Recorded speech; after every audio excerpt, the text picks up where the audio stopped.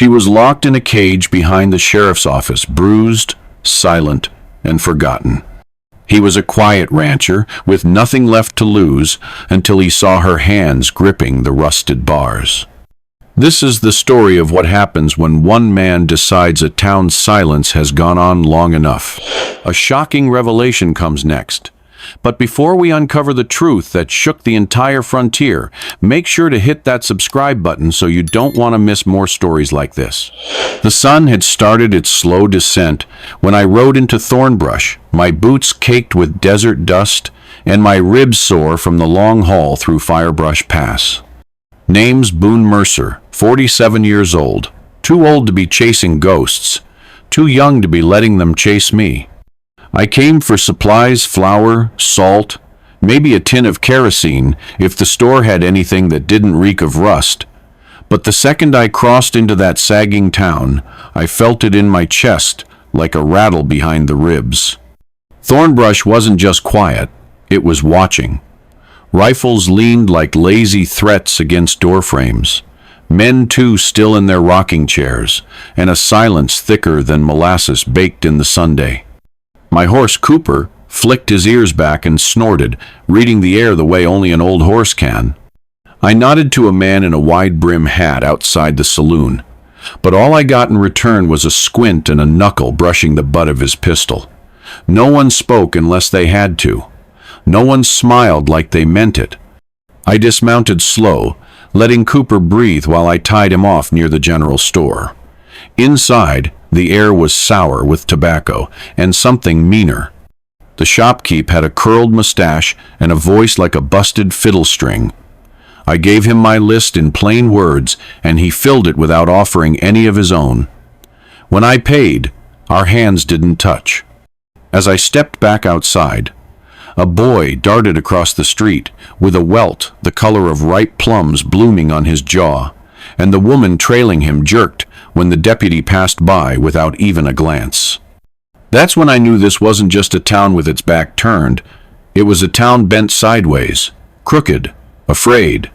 The kind of fear that doesn't shout. It sits, it waits, and it doesn't ask for help because it knows help won't come.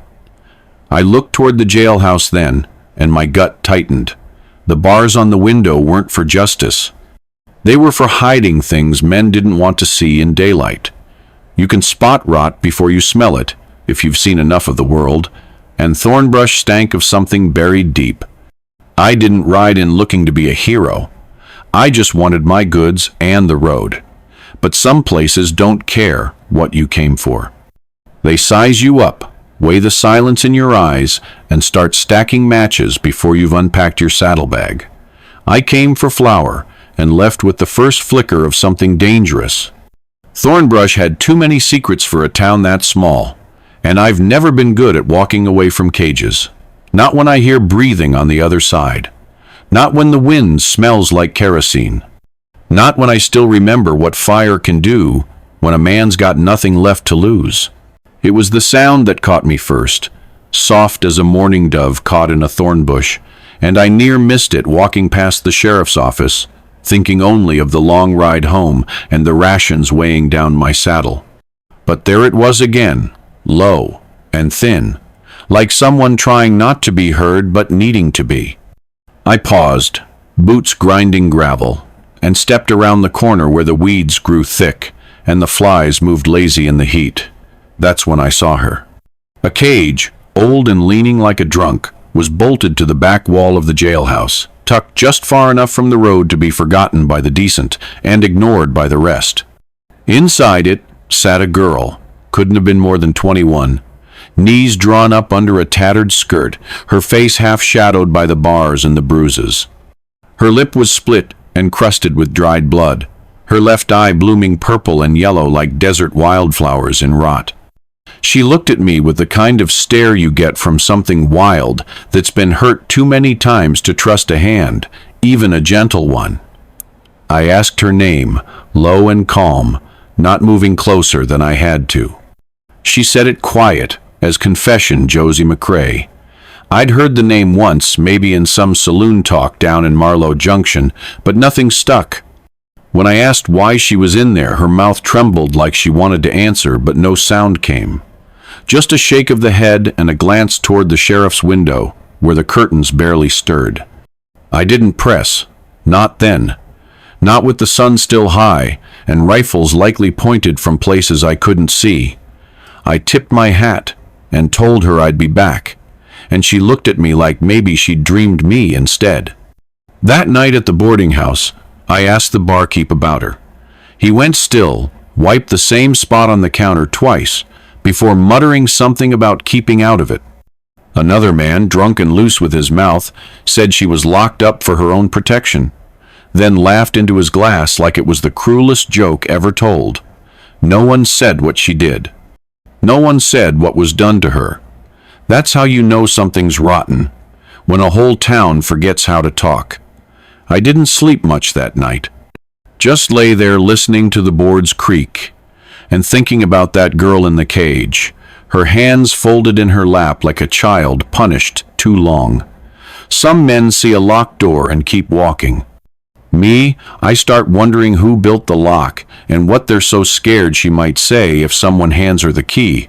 And deep in my bones, I knew I wasn't riding out of Thornbrush with just a sack of flour anymore. Not with that sound still in my ears. The next morning, I walked straight into the sheriff's office with dust on my boots and a question lodged in my throat like a splinter I couldn't leave alone. Sheriff Eli Thorne looked up from behind his desk, like a man annoyed the wind dared knock on his door. He had the kind of face that never smiled for free, and hands too clean for someone with blood under his nails. Said he remembered me from years back when I used to run cattle through this stretch, back when Thornbrush was still pretending to be a town and not just a mean rumor dressed up in buildings. I asked him plain why there was a girl in a cage behind his jailhouse, and he didn't blink, didn't shuffle, just leaned back slow in his chair like the devil himself settling into a pew. Forfeited property, he said like he was reading it from scripture. Claimed she came from a raid on a settlement up north, where some folks had been squatting on land marked for something else. He never said what the something was. Never said who marked it. Just smiled that slow smile of a man who thinks fear makes a better fence than barbed wire. Said Josie wasn't arrested, wasn't even charged. She was just taken, like livestock, like a shovel or a rifle or a mule. No paperwork, no trial, just a chain and a nod. I asked if she'd done anything wrong, and he said, "Don't matter none if she did or didn't." Told me she was safer there than out where her kind get the wrong ideas about ownership. His eyes held mine too long, daring me to flinch, to blink, to take the hint and walk out like everyone else in this town had clearly done. But I didn't. I just stood there and let the silence stretch until it snapped. He finally looked away, muttered something about the law being different out here, about how peace came in the form of obedience, and obedience didn't need reasons, just reminders. Then he picked up a rifle that leaned easy against the wall and rested it across his lap like punctuation. I tipped my hat and left, but not because I was done, because I'd learned what I needed. Sheriff Eli Thorne didn't wear a badge because he didn't need one. The whole town was his badge. Fear was his deputy, silence his judge. And Josie McCrae, bruised and bone-thin in that rusted cage, was the sentence no one appealed. As I stepped out into the heat, I realized something else too. He didn't think I was trouble. Not yet. He thought I was just another man passing through, one more shadow that wouldn't dare cast itself across his order. But the truth was already cracking the ground beneath his feet. And by the time he saw the fire in me, it'd be too late to put it out. That night I stepped through the saloon doors and let the stink of stale whiskey and smoke roll over me like a wave too tired to break. The piano had gone quiet hours ago, and what little light the lamps gave off seemed to hide more than it showed, casting long shadows that hunched over the tables like eavesdroppers. I ordered a drink I didn't plan to finish and sat where I could see the room without asking for a fight. Men spoke in half sentences, eyes darting like moths around a flame, and the only laughter came from the far end, where a dealer raked in coins with a smile that didn't reach his eyes. I asked the barkeep, a wiry man with a silver tooth and a hand that shook when he poured, about the girl in the cage, and he looked at me like I'd named a ghost. "Ain't none of my business," he muttered, polishing the same spot on the counter like it held secrets. But I waited. I always do. And after a few more sips, he leaned in close enough that I could smell the fear in his breath. Said her name was Josie McCrae, and that she'd been taken like the rest, only this time she didn't break quiet. Tried to run, didn't get far. They call that rusted cage the iron box, and it's where Sheriff Thorne puts folks he wants forgotten. No charge, no trial, just cold metal and the sound of your own breath turning on you. One old man with a whiskey glass like an extra limb muttered about other girls, too. Disappearances that got shrugged off, records that never got made. Folks learned to lower their eyes, speak in riddles, and mind their own. Said if you ask too many questions, Thornbrush finds a way to make you part of the dust. One fella said he'd seen Josie before, years back, when she worked at the livery for her uncle. Said she had a horse's sense for danger, but even that wasn't enough when Thorne came calling. I asked why no one said anything, why they let it keep happening, and they just looked at me like I was the fool in the room. One man with a voice like gravel whispered, "'Cause around here, truth costs more than silence." That's when it hit me. This whole town had learned to live with a sickness, because calling it out meant getting swallowed by it. I didn't speak again that night. I finished the drink I didn't want, and stepped out into the cool air, where the wind finally felt honest. But their whispers stayed with me, a low hum behind the ribs, and I knew something for sure now. That cage wasn't just Josie's prison. It was the spine of this town. And if I was going to break it, I'd have to do it loud enough to make even the ghosts sit up and listen. I tried to ride away from Thornbrush that night. I really did, the way a man might turn from a burning building, hoping the heat won't follow him home. But halfway down the trail, the stars started pressing too close, like they knew I was running from something I was born to confront. My name is Boone Mercer, and I've done my share of wrong by staying silent. But that girl's eyes behind those rusted bars, they weren't begging, they weren't even crying.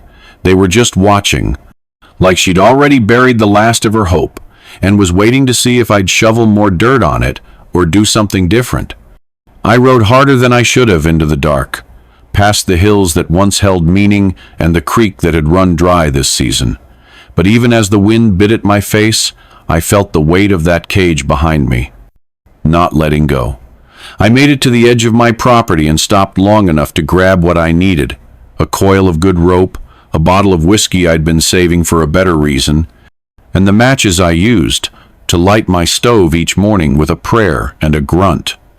I stared at my own reflection in the dusty window for a second too long, and saw what I didn't want to admit, that I wasn't just going back for her. I was going back for the part of myself I'd let get quiet when the world got loud with cruelty. By the time I hit Thornbrush again, the sky was just starting to yawn open in the east, and the streets were still sleeping, but not deep enough. I tied my horse at the edge of town this time, where the dry grass could muffle his steps, and I walked in slow, like a man returning to the scene of a crime he didn't commit, but was ready to confess to anyway. The bottle clinked in my coat pocket, heavy with decision, and the rope swung against my leg like a metronome, ticking down to whatever came next. I passed the saloon, past the church with its crooked cross, and didn't stop until I saw the sheriff's office again, silent as a graveyard, but darker somehow. Her cage was there still, and so was she, head resting against the bars. But awake she always was. She didn't flinch when she saw me, just blinked slow, like maybe she'd been expecting I'd come back. I set the whiskey down by her feet and ran my hand along the rope like it was a promise. This town had made her into a secret, a warning, a thing to be stored away, but I'd seen enough. I didn't have a plan beyond the fire building in my chest. All I knew was something was going to burn, and I wasn't about to let it be her. The town held its breath like it knew I was coming, like every nail in the boardwalk and every swinging saloon door had heard enough whispers to know a storm was about to break. But the jailhouse was still as a grave when I crept up to it, moonlight slick on the windows, and the wind barely bothering the dust. I had the carved wooden revolver tucked in my coat, whittled years ago for a nephew who never lived long enough to hold it, and I ran my thumb over the smooth grain as I stepped through the back door with the kind of hush only a man with nothing left to lose can carry. The deputy was slouched in his chair, hat tipped over his face, boots up on the desk like law was something you could sleep through, and for one long second I watched him breathe, wondering if a good man ever really ends up in a place like this. Then I pulled the wooden piece from my coat and tapped the barrel against his temple. His eyes flew open wide and stupid, the way a man looks when death calls early, and I said soft and steady, "Reach for the key slow, or your brains'll meet the wall before your mouth can argue." He didn't know it wasn't real. That's the funny thing about fear. It don't ask for proof. He fumbled the keyring off his belt with shaking hands, and I plucked it from him like a coin from a drunk's fingers, nodding once before I pressed the fake pistol against his chest and whispered, "Sleep through this part too." He closed his eyes like he believed me, and I moved past him to the back of the jail where the cage sat like a secret they thought no one would miss. She was awake. Of course she was. Josie McCrae, 21, bruised and silent, sitting like a ghost in her own skin. But when she saw me with that key in my hand, her lips parted just enough for the hope to show. I crouched beside the bars and slid the key into the lock with a click that sounded louder than thunder. She didn't speak, didn't ask why, just waited. And when the door creaked open, I held out my hand and said the only words I figured mattered. "Ain't no man owns you." She stared at me like I'd handed her the sun, then took my hand with fingers still trembling from whatever hell they'd kept her in. I led her out of that cage like a preacher walking someone out of sin. And as the first light of morning brushed the jailhouse walls, I knew one thing for sure. I wasn't done, not by a long shot. Because once you open one cage, you start seeing bars everywhere. And I planned to burn every damn one of them down. The night swallowed us whole the moment we left that crooked jailhouse behind, the only sound our horses pounding over dry earth and Josie's breath catching in time with mine. Like neither of us could believe we were still moving, still free, still not dead. The sky was heavy with stars, too many to count, and they watched us ride like old gods judging what we'd done. But I didn't look up. I kept my eyes forward, reins tight, jaw tighter, heart pounding like it was still locked in that cage with her. We didn't speak. Words had no place in the dark. We were fleeing. But I did reach into my saddlebag and pull out the bottle I'd filled with kerosene back at the homestead, wrapped in old cloth, stopper soaked with the last of my whiskey. I struck the match with my thumb, the flame trembling like a newborn cry, and I held it there, just long enough to remember the way her face looked behind those bars, before I lit the rag and tossed the bottle over my shoulder without looking back. It arced through the air like a comet breaking rules, then shattered against the jail's wooden wall with a bloom of fire that danced like it was glad to be alive. I didn't slow down. The heat kissed the back of my neck for a second, but I didn't stop. The horses flinched but trusted me, and we kept going, chasing the horizon like it owed us something. We made it to the ridge before dawn. There, I finally looked back. The town of Thornbrush lay quiet and small, but a single coil of smoke curled up from the heart of it, rising lazy and black, like the town itself had taken a breath and started coughing up the truth. Josie sat beside me, wrapped in my duster, eyes wide but not scared anymore, just watching. Maybe she'd seen too much to fear the same way again. I didn't ask her how she was. Some things can't be measured in questions. Instead, I poured her a canteen of water and handed it to her like it was sacred. She took it like it was. The sun started to crack the sky open, bleeding orange and gold along the edge of the hills, and in that light, I saw her face clean for the first time. Bruised, sure, but alive. Alive in a way that didn't exist the day before. I leaned forward, rubbed my horse's neck, and said under my breath, "That's one fire started. Reckon more are coming." And I knew I wasn't wrong. Some men run from fire, but some of us, the ones who've walked through hell and lived to spit out the smoke, we carry matches in our pocket and wait for the kindling. Thornbrush had just learned that the hard way. And I had a feeling they hadn't seen the last of the flame. The wind carried news faster than riders ever could, and by the time we found shelter in a canyon so narrow sunlight barely touched its floor, the posters were already spreading like weeds after a storm. My face, printed in charcoal strokes, tacked to every post and pine from Thornbrush to Dust Ridge, with the word "Wanted" stamped bold and crooked across the top like I was born for it. They got my jawline mostly right, said I was armed and dangerous, though I only carried one bullet and the memory of a flame. Josie's name wasn't on the posters, but she was the reason they existed. We'd ridden 2 days without stopping, my horse near spent, hers just bones and stubbornness.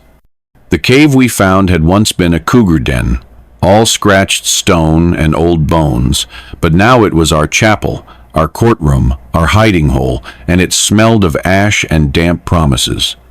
I kept a small fire tucked behind the rocks, smoke barely breathing, and we dried our socks in silence until the walls felt like they'd seen too much. Josie didn't speak much at first. She'd watched the light flicker on the cave walls, eyes sharp, like she was trying to trap the shadows. But that night, when the cold crept in quiet, and her voice cracked like old wood, she finally told me the names. Or rather, the lack of them. They didn't all have names, she said, staring at the flame like it owed her something. Some were just taken. Girls from trading posts, camps, farms, some too young to know what was happening, some too old for anyone to care. Her voice didn't shake. That scared me more than if it had. She said Sheriff Thorne kept a ledger locked in his desk, a list of girls and what they were worth, written in numbers and blood. Josie had tried to burn it once. That's how she ended up in the cage. I didn't ask why no one helped her. I already knew. Cowards don't need a reason to stay silent. I just sat beside her, the fire casting long shadows across the walls, and I told her we weren't ghosts yet. That's what she'd said they called the missing girls, ghosts. Because no one looked for them long. Because no one remembered them right. But I promised her, sitting there with my back against that stone and the fire catching on her bruised cheekbones, that we weren't done. Not yet. She pulled her knees to her chest and leaned into the heat like it was the first thing she'd trusted in years. And maybe it was. Maybe all we had was borrowed time and the truth between us. But I knew then we'd ride again. For the girls with no names, for the ones already gone, and for the ones still breathing in cages no one dared to see. The poster said we were wanted. Fine, let them want us. We were coming. Josie didn't sleep the night she remembered where it was. Just sat up by the coals with her eyes wide and her knees hugged tight, whispering like the cave walls themselves might be listening in. She said Thorne kept a ledger under the floorboards of the saloon, not in his office like folks assumed, because drunks don't think to look down, only up or into the bottom of their glass. It wasn't just a list of the girls or what they were worth, she said, but pages of numbers, names, bribes taken and paid, deals struck over whiskey and silence. Blackmail, too. Judges, lawmen, even preachers. Thornbrush wasn't just sick. It was rotten from root to steeple, and if I could get my hands on that ledger, maybe we'd have something more than anger and ashes to our name. So I cut my beard with a hunting knife, darkened my face with soot, and borrowed a ragged coat off a fence post in Dry Notch. Josie said I looked like a traveling fence post myself, which was the closest thing to a smile I'd seen on her in days. I left her with my horse and a pocket knife, and told her if I wasn't back by moonrise, she'd ride north and not look back. She didn't say goodbye, just nodded, which somehow made it worse. Thornbrush looked different in daylight, though not better. The saloon doors still groaned like they hated being touched, and the piano was playing off-key like it had a grudge. I walked in slow, slouched like a man with more debts than teeth, and nodded at the bartender without meeting his eyes. He barely looked at me, which meant the disguise was working, or the town had given up looking for anyone at all. I ordered the cheapest thing on tap, didn't drink it, and waited till the piano man stopped to cough. Then I slipped through the back, past the busted crates and barrels that smelled like piss and pine tar, and into the storage room with the warped floorboard Josie remembered from her cleaning days. I pressed down with my boot till it gave a little, then dropped to my knees and dug with my fingers, splinters biting skin, sweat running down my back. Took 5 minutes, maybe less, before I hit the edge of the tin box, pulled it free like it was a buried heart, still beating, and slipped it into my coat just as someone called out from the front room. I didn't answer. I walked out the back, whistling low like I belonged to the wind, and didn't stop till I saw Josie on the ridge, squinting against the Sunday I held the box up like a prayer. She didn't run to me, didn't cheer, just nodded again, eyes steady. We didn't need words. We had proof now. And maybe, just maybe, that was louder than any gunshot. The chapel at Dead Elm Ridge had long since given up trying to look holy. Its steeple bent like an old man's spine, and its stained glass cracked like dried riverbeds. But something about the way the wind moved through the broken boards made it feel more honest than most churches I'd stepped foot in. We came just before sundown, the sky bruising over with orange and ash. And Josie didn't say a word as she walked straight past the front steps and toward the elm tree that had outlived every sermon ever whispered on that ground. Its trunk was wide enough to hide behind, and its roots ran deep, thick as a preacher's lies, curling into the soil like they were clinging to something worth remembering. I brought a shovel, but Josie said no. Said if we were going to bury truth, it needed to be done by hand. So we knelt in the dirt like two sinners in confession, and we dug. Fingernails cracked, wrists ached, sweat ran into our eyes, but we didn't stop till the hole was deep enough to keep the past quiet but not forgotten. I handed her the glass jar, sealed tight with oilcloth and twine, the ledger inside folded and pressed flat like a relic. She kissed the rim before placing it down in the earth, not out of reverence, but like a promise. Then she covered it with soil and stones while I stood back, watching the last light slip through the chapel's broken roof, the shadows of saints long gone leaning down on crooked pews. But Josie wasn't finished. She walked toward the edge of the cemetery, where the grass grew high and the headstones thinned out, and she began carving. Not words, not names, just crosses. Small wooden ones, rough cut from pine branches and whittled with her belt knife, each one placed in a row like soldiers no one ever counted. "One for Clara," she said. "One for Lita. One for the girl with the red ribbon." She didn't know all their names, but she remembered their faces, their voices, their prayers whispered into straw beds and cellar floors. I stood silent as she moved, marking ground that had never been blessed, never been mourned proper. It wasn't a funeral, it was a reckoning. When she finished, she didn't cry. Just sat on the chapel steps, dirt on her palms, the wind tugging at her braid like it wanted to pull her back into the past. I sat beside her, and we watched the elm sway, its leaves rustling like old paper, like secrets finally spoken aloud. We didn't speak, didn't need to. Beneath that tree lay proof the world had been cruel. But above it, in the quiet breath between dusk and dark, stood rows of small wooden crosses, each one a refusal to forget. That night, the church didn't feel abandoned. It felt like it was listening, and for the first time, I think it heard us. The road to Dry Notch was long and mean. carved through badlands that didn't take kindly to horses or the men riding them, but I rode anyway, ledger tied tight against my ribs and dust in my teeth. Like I was hauling more than just paper and ink. I was carrying ghosts, names no one wanted spoken, a record of every lie Sheriff Eli Thorne thought he could bury in shallow ground. The circuit judge, Harmon Reed, was a man of few smiles and fewer favors, but when I set that ledger on his desk and turned the pages with hands still dirty from digging, he didn't say much. Just lit a match and burned the ends of his cigar like he was already tasting the fire coming. He swore in a deputy, packed a satchel, and rode with me before the sun got high. We made it to Thornbrush just after dusk, hooves kicking up silence thicker than any dust cloud I'd ever seen. The saloon lights were cold. The smithy shuddered. Even the church bell looked like it had forgotten what sound felt like.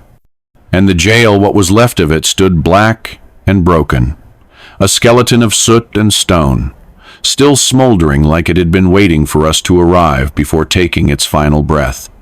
Judge Reed dismounted slow, staring at the ruin, lips thin, eyes narrow. I stepped past him and kicked through the ash, boots sinking into memory. The cage was gone, the office gutted. Not a soul in sight. No townsfolk peeking through curtains. No drunks stumbling from alleys. Just wind and smoke and the echo of something finished. We knocked on every door. Got shrugs, stammers, silence. Didn't see nothing, they all said, even the ones whose boots were still dusted with soot. Judge Reed asked questions, but the air answered back with nothing but creaks and the buzz of flies over what used to be law. Thorne was gone. No body, no trail, no justice. Just a name whispered like a curse, and a jail burned to memory. I should have felt something triumph, maybe, or closure, but all I felt was the weight of something unfinished. Josie stood back near the general store, arms crossed, eyes sharp. She didn't flinch when I told her, just said, "Good," like it was the only word that fit. But that night, as we camped on the ridge and watched Thornbrush blink beneath a moon too clean for its crimes, I kept thinking about that empty cage and the names in the ledger. They didn't get their trial. They didn't get their reckoning. Just fire and silence. And somehow, it wasn't enough. Not yet. Justice don't always come with a gavel or a noose. Sometimes it comes quiet. Sometimes it don't come at all. But I wasn't done looking. Not while Thorne still breathed air meant for better men. And not while Josie still had to wake up remembering. I watched her ride away at first light, dust from her horse catching gold in the morning sun, and something about the way she sat in that saddle told me Thornbrush wasn't ready for the reckoning coming its way. Josie didn't ask for permission, didn't leave a note or a promise, just saddled up and turned toward the place that tried to break her like a wild colt penned too long. She wore her scar like a badge now, hair tied back so the sun could hit it full, and I knew she wanted them to see it, remember it, choke on the memory of what they let happen. I didn't follow. I knew some fires a man ought to let burn without fanning. She arrived just after noon, when the sun's at its harshest and truth hangs thick in the air. She didn't sneak in or keep to the shadows. She rode straight through the center of town like she owned it, like every stone in the street answered to her now. When she dismounted outside the saloon, the porch went quiet. Boots paused mid-step. Cards hung in the air unplayed, and the bark of laughter shriveled into something closer to shame. She walked in slow, boots clicking sharp against the wood floor, not a flinch in her step, not a blink out of place.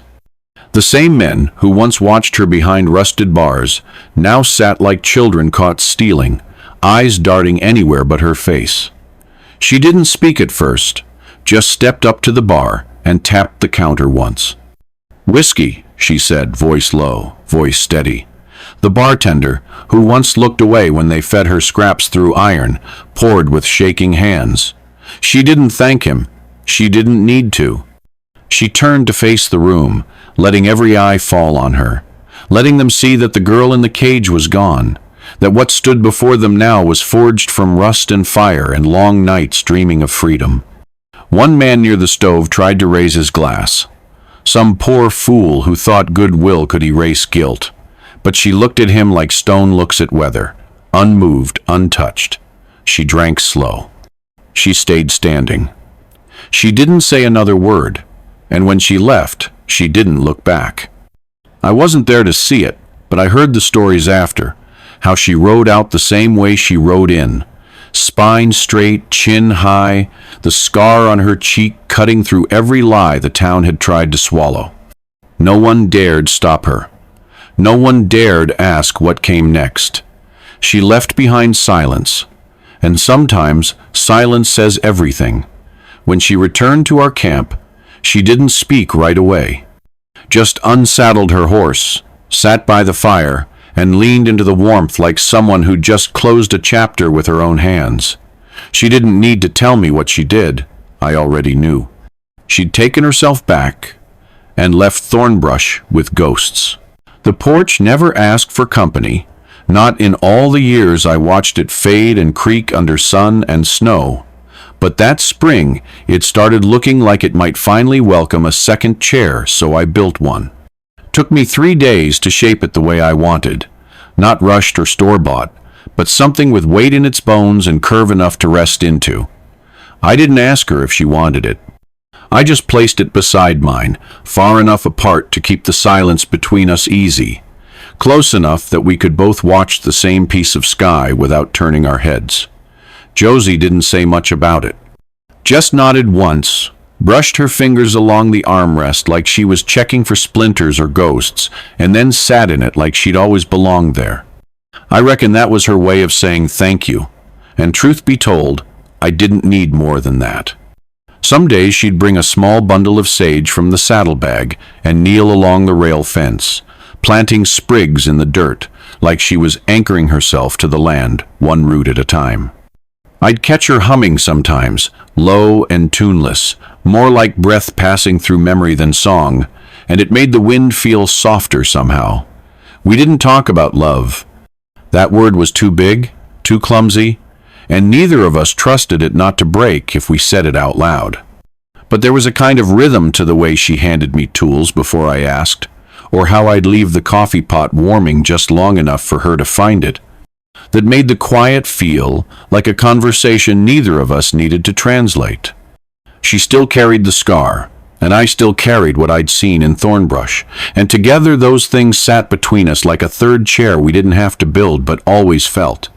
Nights came slower on that ranch, and the stars stretched longer when we sat side by side, her legs tucked under, mine planted firm, both of us rocking without a word. I'd watch the way the firelight caught her hair, or the curve of her profile, and something in me would loosen, not with ease but with recognition. Like maybe the world had tried its best to grind us down and failed, and now all we had left was the right to sit still. The chair didn't creak as much after a week. Her boots left prints on the porch that matched mine, and the sage by the fence started to bloom, just barely, like it was testing the air. I didn't ask for more than that. Just the weight of her beside me and the sound of 2 chairs moving in time, steady and slow, like hearts that had survived too much noise and finally found their way back to silence. The day the new sheriff rode into Thornbrush, the air smelled different, like rain was due but hadn't yet made up its mind, and folks stepped lighter though no one said why. He wasn't a loud man, nor a proud one, but he wore his badge like it meant something more than metal, and that alone made the townspeople blink, like they were seeing sunlight through fog. The new jailhouse took shape slow and steady, not like the old one that had been thrown together with rusted bars and crooked intent. This one had smooth planks and clean corners, and no one rushed its raising like they did before. Like maybe they finally understood that a place meant for justice had to be built with care, not fear. Josie was the one who carved the sign. I watched her do it on the porch. Sleeves rolled to her elbows, wood shavings curled around her boots. She didn't ask permission or wait for applause. Just took the board I had left leaning by the wall and began carving the words as if they'd been waiting in her spine all along.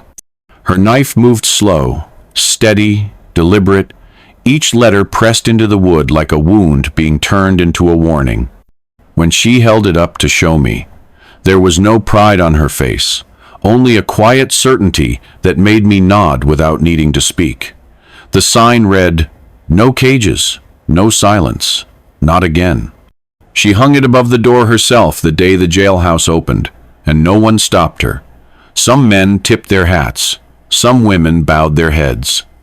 The preacher, who once stayed too quiet, said a prayer not for the town, but for the truth.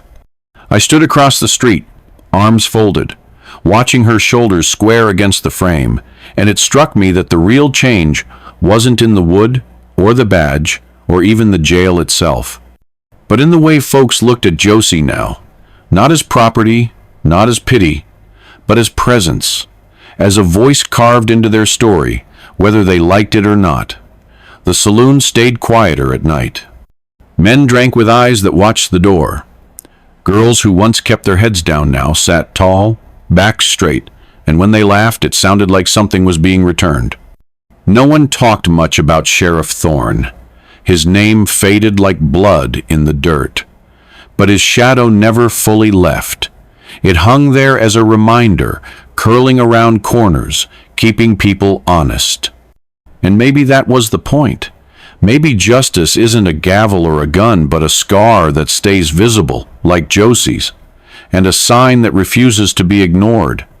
The town still breathes the same dust, still blinks beneath the same sun, but it watches itself now, careful, like a man who once looked away and won't make that mistake again.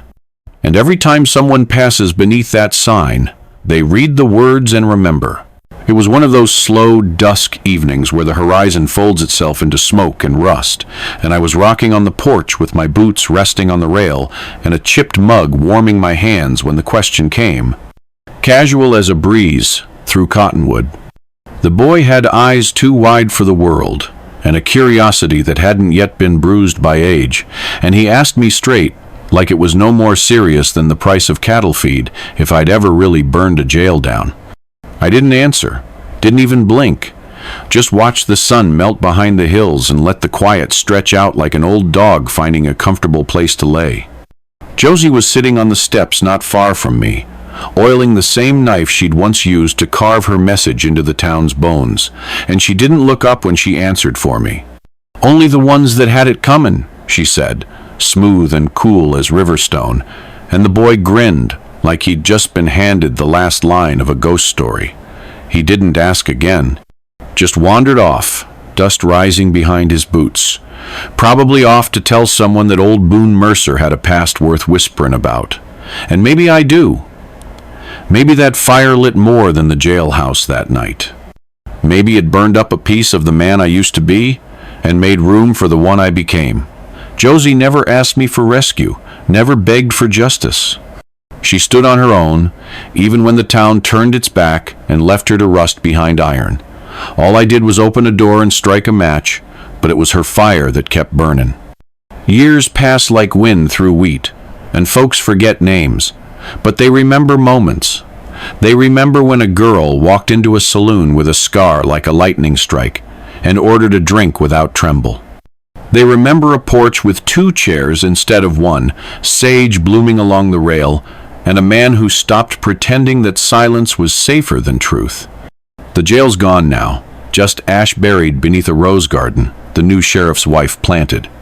The sign Josie carved still hangs, though the paint's faded and the wood's starting to split, but no one dares take it down. Every so often, strangers come through town looking for a story, hoping to hear how the cage became smoke and the law bent back into shape. I don't give them much. Some things are meant to stay wrapped in quiet, like letters you never send but read when the night's too still. But Josie, she just grins that sideways grin of hers, tilts her hat, and says enough without saying too much. And me, I keep rockin', eyes on the hills, because if you look close enough, There's always a little smoke in the distance.